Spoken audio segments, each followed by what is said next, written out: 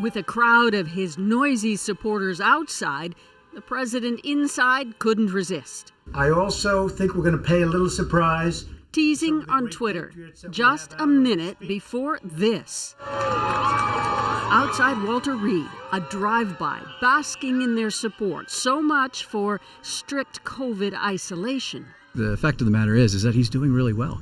That's what Trump's doctors want to convey, but Trump has been more ill than they let on, twice requiring oxygen. On Friday, before Marine One flew him to Walter Reed, and again on Saturday.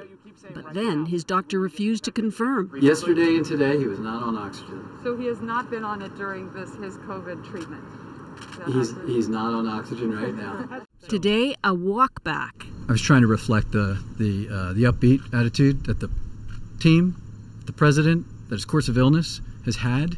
And in doing so, it came off that we were trying to hide something, which wasn't necessarily true.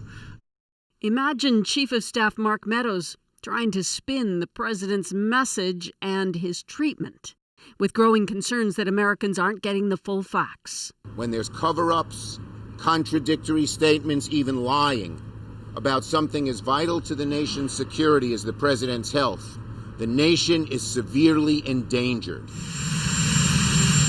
Key questions still unanswered. When did Trump begin to feel ill? Wednesday night or Thursday? And when was his last negative test? The White House refused details. Again, not giving a detailed readout of his testing.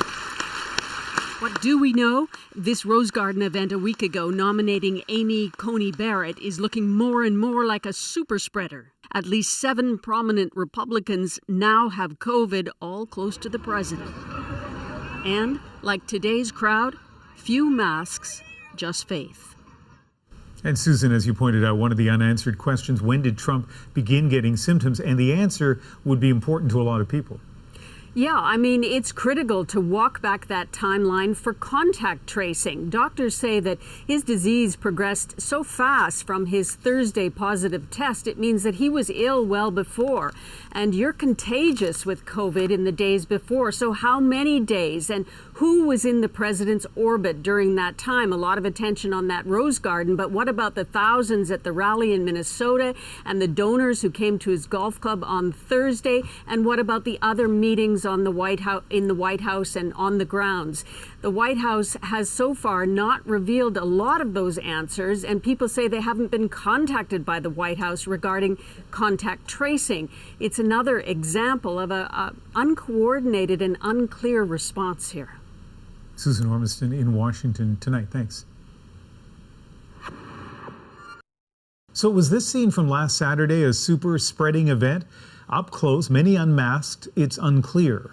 But COVID-19 has now penetrated deep into the Republican elite. The president and First Lady, close advisors including Kellyanne Conway. There she is with Attorney General Bill Barr. Barr so far has tested negative and is now self-isolating. 3 GOP senators, including Thom Tillis and Mike Lee, also infected, throwing more uncertainty on the confirmation of Amy Coney Barrett to the Supreme Court.